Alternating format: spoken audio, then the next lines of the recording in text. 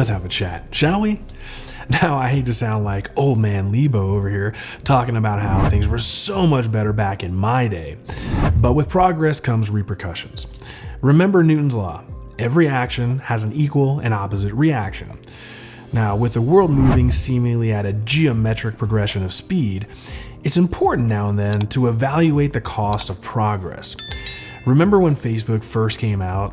You could connect with old friends and family members, and man, it was just all fun and games and love. That would be when everyone is putting everything up on Facebook. Then all of a sudden, your drunk uncle is posting conspiracy theories, rocking MAGA hats, and quoting Alex Jones. Listen, let me tell you something. Meanwhile, your 20-year-old niece is convinced that we should cancel the police, make everything free, and cancel every man who ever texted an off-color joke from 10 years ago.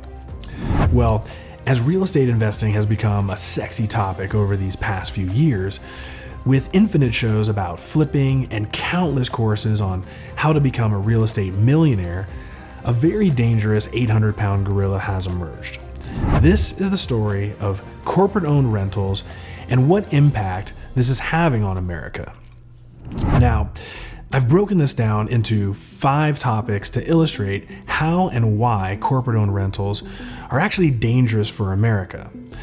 Purchasing competition, pricing increases, cyclical inventory, corporate mentality, and rental price fixing. But before we get to these topics, I want to discuss the American dream and why I feel it's so important we as a society should protect this dream and get back to basics. Now, after World War II, we built the national highway infrastructure, which led to the advent of suburban living. In return, we allowed vets to purchase homes with only $1 down and effectively promoted the concept of home ownership as a foundational tenet of the American dream. While mortgages as we know them were invented in the 1930s, they were relegated to 50% of the home's value. Now, as part of FDR's New Deal, we created mortgage insurance as well as 15-year mortgages, along with the Federal Housing Administration and the VA. Now, this made homeownership more attainable and affordable. Most Americans paid their home off in 15 years and tended to stay put until they eventually passed away. Now, most Americans paid off their mortgage by their 50s and were able to retire comfortably as a result. Look, I'm retired, okay? I'm happy. We are happy. These were simple times. No refinancing, no home equity lines of credit, no leveraging, no interest-only loans, and no adjustable rate mortgages. People's homes were their homes, not flexible bank accounts as many people view them today. Now, sure, you had wealthy individuals who owned apartment buildings and portfolios of homes. You start snapping up commercial real estate, cheap. But that was more of a rarity to find. People owned their homes, knew their neighbors, and took pride in their neighborhoods. Crazy, right? Well, this was the dream. If you worked hard, saved a few bucks, you too could own a home.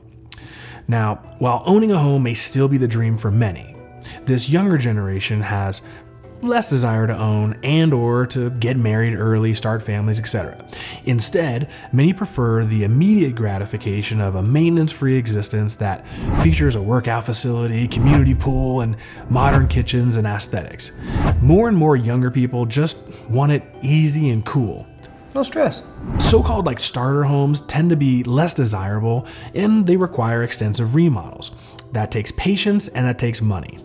So rather than focus on the long-term financial benefits, most younger people just elect to rent and Worry about that later. Part of this phenomenon is due to the fact that we basically stopped building affordable homes since the mid-2000s.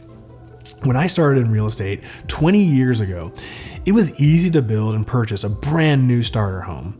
Single story, 1,200 square feet, with a 2-car garage for say $80,000, $90,000, $100,000. Okay. If you could save about $10,000, you were good to go.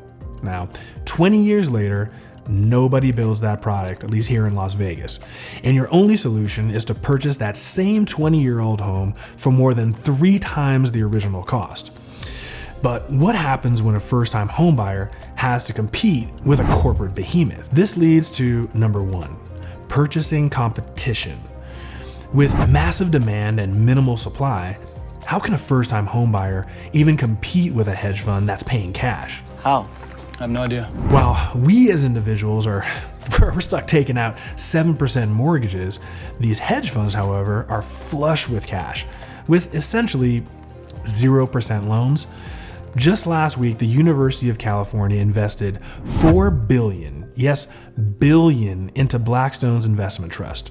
Invitation Homes is the second largest landlord of single-family homes in the entire United States with 80,000 homes. 80,000. Their market cap is over $25 billion. Look, 9 out of 10 sellers are going to take that cash deal over taking on the risk that a first-time home buyer is going to be denied for their mortgage. This kind of leads us to number 2, increased pressure on pricing. While owner-occupants and small-time investors have to worry about interest rates, these corporate buyers and hedge funds don't. Now, as a small investor taking out a mortgage, there's a limit to what we can pay because the rental income needs to offset the monthly mortgage obligation. But these corporate buyers, however, can afford to pay much more than we can since they effectively have really no debt obligation there. So as long as they can pay dividends to their investors, it's all gravy, baby. As a result, they tend to raise prices past the point that it pencils out for all of the rest of us. Now, number 3 is likely the most destructive aspect of all, the death of inventory cycles. In 2020, there were 65,000 entry-level homes completed in the entire United States. However, there were 2.8 million first-time homebuyers competing for those 65,000 homes. So, while we as a nation are not building enough homes to meet the demand, there's another component that's highly destructive here. Most people purchase their first home and tend to outgrow it within about 5 years. Now, that home is then listed and typically sold to another first-time home buyer. So think about it. Every 5 years or so, we basically refresh our inventory. Even small-time investors tend to let go of properties now and then when they need a cash infusion for various reasons or ventures. But when you have hedge funds and corporations owning thousands of entry-level homes, those are homes that are never coming back on the market. Those are going to be offered, they're never going to be offered to potential first-time home buyers. So if home builders refuse to build affordable homes, and less affordable homes come back on the market year after year after year, what are first-time home buyers going to do? That's right. They're forced to rent. Which leads us back to number 4, corporate mentality. I'll be honest, I'm not a fan of corporations. Now, by definition, corporations are basically soulless entities that exist for the sole purpose of creating profits for their shareholders. Their singular mission is to put profits over everything. CEOs' bonuses are tied to profit. What was the first thing Elon Musk did when he purchased Twitter? Lay off 75% of its full-time employees. You got less payroll, less benefits, and more flexibility with all these part-time employees. Hey, it's great business potentially, but it's terrible for humanity. Before the advent of corporations, we worked for actual people. Now, as a small business owner myself, I can tell you, it's really difficult to look an employee in the eye and then let them go. But if you're in middle management for some big corporation, you can easily hide behind the corporate veil and just blame it on upper management. Hey, it's just business, nothing personal.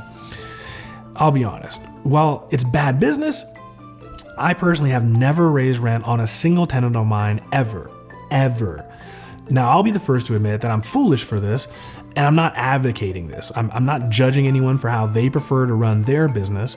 However, I tend to rent to families, and if I adjusted rents to the current market value, many of my tenants would have to move their children to different schools. And yeah, while I'd pocket a few hundred or even $1,000 per month per unit, I'd completely be disrupting these people's lives.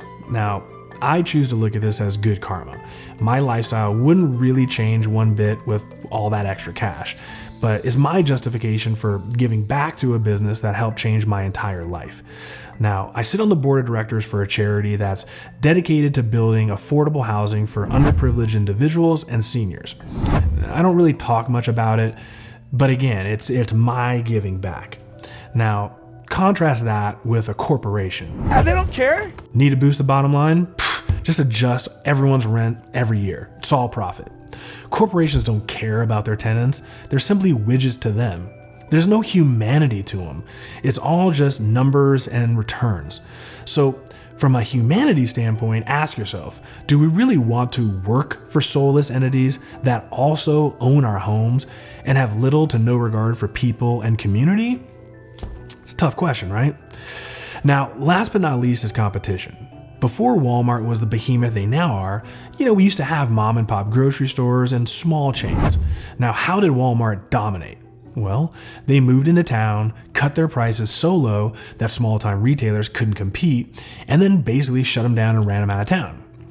Once their competition left the market, they were free to resume more profitable pricing.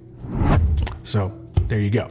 Well, the newest trend in corporate-owned rentals is what's called BTR, stands for Build to Rent. Over the next 5 years, Invitation Homes has partnered with Pulte Homes to build 75,000 single-family homes that are solely dedicated as rental properties.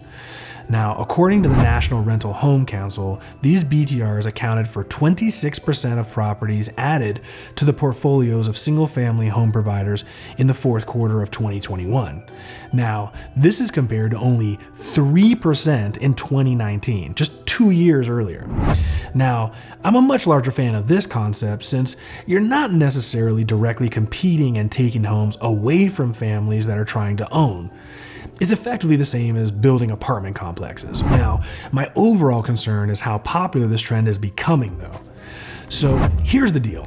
I'm not a socialist who thinks life should be fair and everyone inherently deserves to live the American dream. I appreciate capitalism and fair competition.